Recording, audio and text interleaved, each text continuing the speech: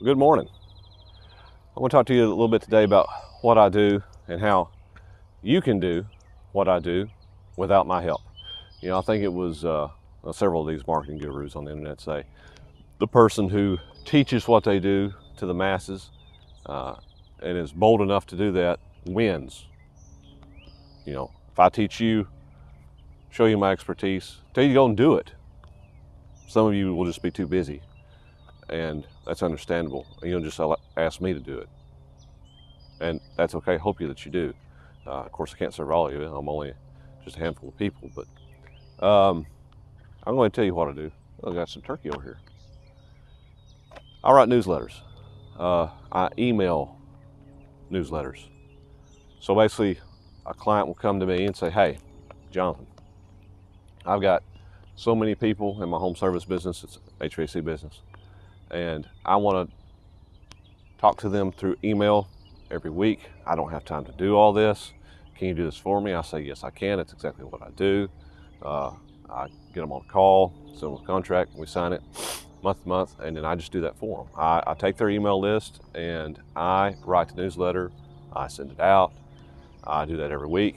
I simply invoice them. Now, how do I go about doing that? How do I go about writing it? How do I know what to write about? How do I actually do the technical aspects of it? Now, I want to share that with you. So number one, let's talk about just simple email basics. And first, let's talk about what to write about, because I think that's where a lot of people get confused. They say, "Oh gosh, all I do is this. How can I constantly write week after week about this?" So my newsletters, and this is the way I do it. You don't do it like I do it. You can do it however you want to. It's your newsletter, but this is the way I do it. I have 4 parts to my newsletter that I send out for HVAC business. The first part is I start off with the subject line, so that it actually gets opened. That's the big thing. I'm not gonna lie to you. Email doesn't have a great open rate. I mean, it's better than a lot of other stuff, but still 30-40% is where it hovers. But if your subject line and your hook is good enough, it's gonna pop. And this is a trick that I use. There's several of them. I'm going to go ahead and share one with you. One, actually, I'm going to share both of them with you. You can go back and look at some of the marketing books written back in the 40s and 50s by the direct response marketers, people who actually sent out letters, had to have people read them and send money back immediately in order to be profitable. They knew how to write a headline because if they didn't capture you in that first line, you wouldn't read the second line. And if you didn't read that entire letter, all 3 or 4 pages of it, you weren't going to buy the product. So they really knew how to write a headline, and they've written many books on that. And you can search those books. Go to your local library, buy those books off Amazon. John Caples, David Ogilvy. What was the one? My Life in Advertising. Hopkins. Wonderful books, very informative, very fun to read. And Scientific Advertising, that was the other ones. Claude Hopkins, I think it was. I got those books, I have to look.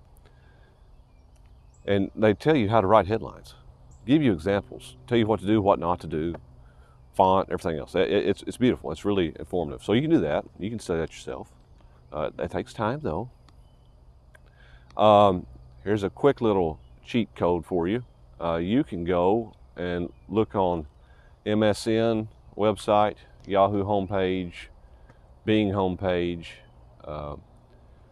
clear out your cookies and your cache and open up YouTube in a new browser, and this is what you're going to discover.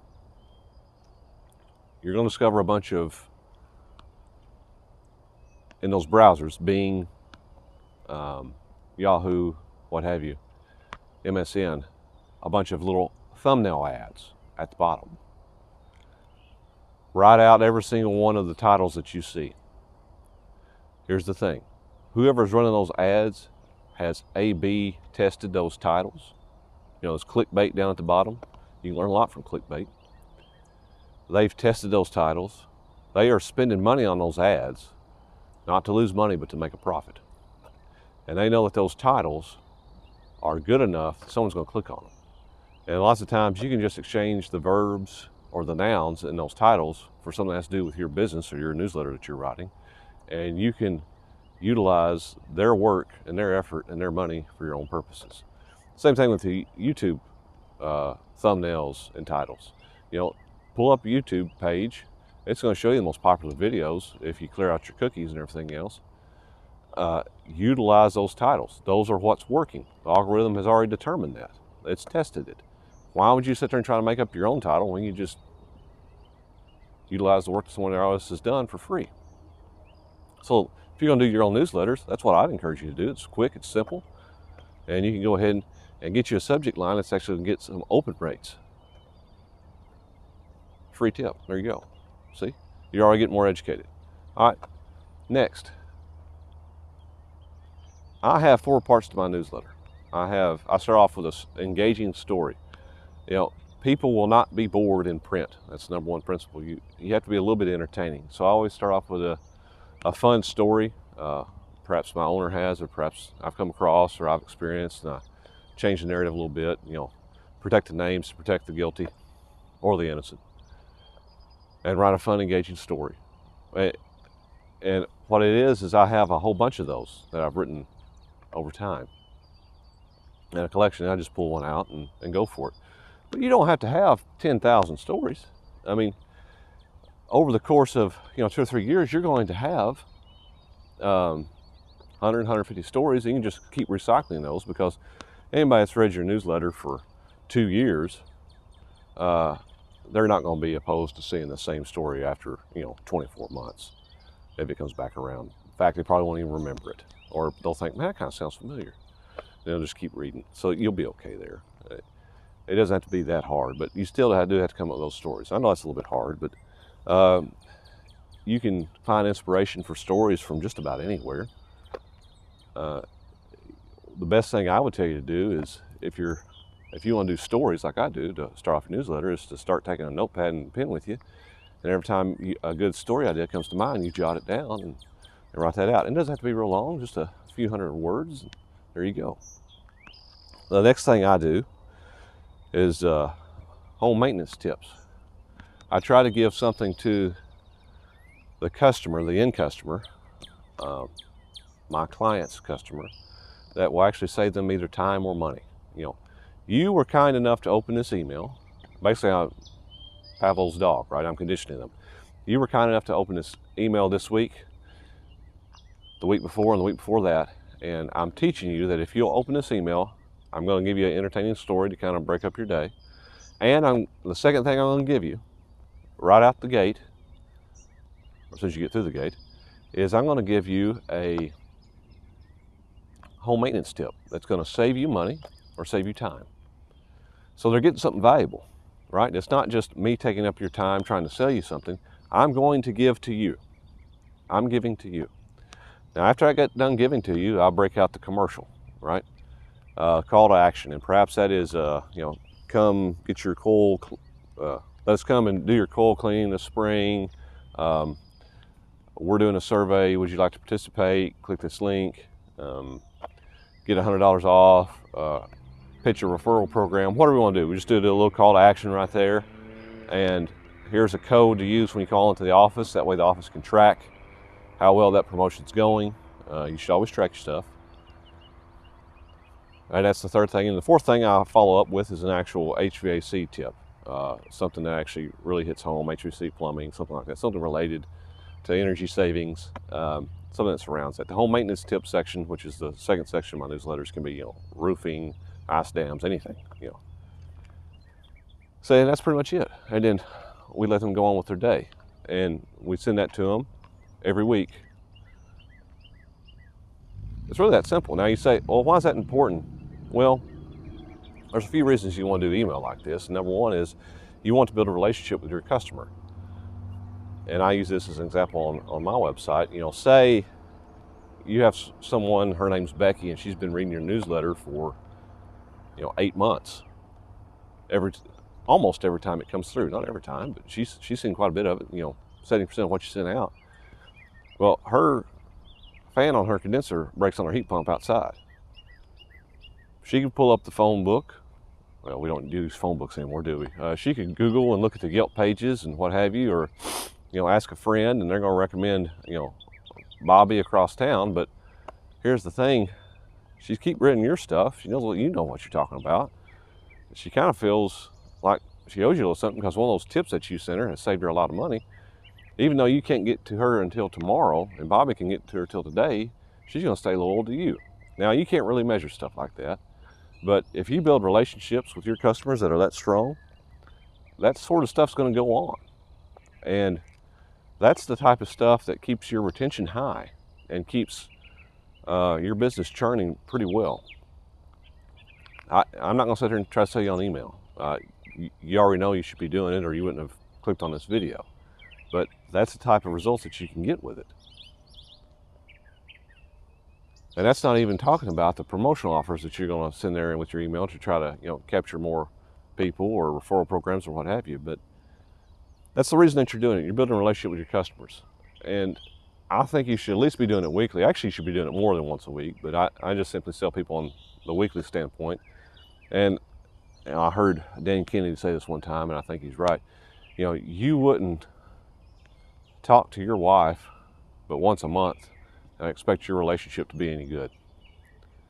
So if you want a relationship with your customer, you need to speak with them as often as it would take to build a relationship with anyone else. They need to feel like they know you. It used to be that way. People used to have, well, Bob is my butcher. I've known Bob for 24 years. I'm not going to anybody else. Bob knows my family. You know what I'm saying. People used to have a relationship with their service providers. And today that's hard and difficult, and yet easy, depending on the way you look at it. The same thing, this technology that silos us into this digital lifestyle, which keeps us from human interaction, is the same thing that can help us interact somewhat closely with more people. Yet most of us don't do the second one.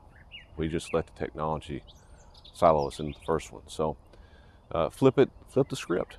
Start sending emails to your clients. Now, here's the other thing. Just start. It doesn't have to be perfect. If you get blocked by a bunch of spam filters, if you try it and it fails, do it anyway. It's concerning the technology. You got MailChimp, ConvertKit, Flowdesk, half a dozen other ones. They'll all work. Some are better than others. I get that. Just pick one and go. Make sure that you keep your list backed up.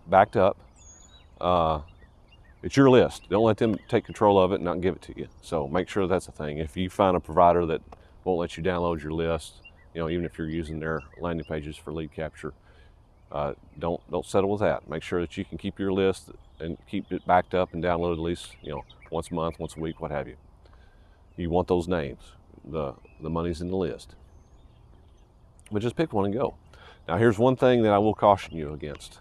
There's a lot of people out there, and I do mean a lot. And you're going to see that when you log on to these technology providers like MailChimp and ConvertKit and all this other stuff. They're going to want you to send a flashy HTML, CSS rich email that's got all these graphics and videos and GIFs and banners and borders, and it looks good.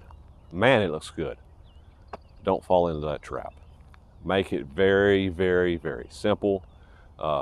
Plain text is best, but if you want to use rich text with larger fonts and stuff like that and some hyperlinks, that's good too. And there's a reason I tell you to do this. Number one, almost all of us have an adverse reaction to those big flashy HTML emails because they had no substance. They don't do anything. It's like, wow, here's a pretty email. It took forever to load. And what am I looking at again? It does nothing. You're communicating through the written word when you send these emails. It's mail. Okay? It's mail. It's supposed to be mail. If you want to communicate through images, make a video. If you want to communicate through images, make a book. If you want to communicate through text, Send an email. Send text. Stop sending all this stuff. I know it feels good. I know Canva says, oh, look at these templates. They look so beautiful. Stop it. Don't do it. Don't fall into that trap.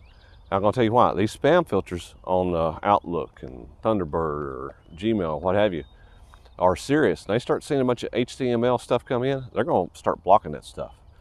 You're going to have more spam than the canned meat section at Kroger. Just don't do it. You're going to start getting hit over the head for doing that. So stop it. So that's just a few tips on how you can start your own newsletter. I think that you should. In fact, you think that you should too, or you wouldn't be watching this. You've heard it enough. You've heard it preached for 25 years. Yet you still ain't doing it. So, I don't know. Go forth and do. If you don't have time to do it, hire someone to do it. Hire me. Hire somebody else. Hire your cousin's kid. I don't know. Get somebody. Get consistent and start doing it. And they can't deplatform you from email. It's your list. You can make YouTube videos, you can get on Facebook, you can get on LinkedIn and you can say something about Trump or somebody else and get hated on, or mention the special virus that was a big deal 5 years ago, and even if you said the word, you may get banned or not. Who knows? But, you know, cerveza sickness, that's what we'll call it. Just start. Get going. All right. I hope you do well. If you need any help with it, I'm here. I'll do it for you.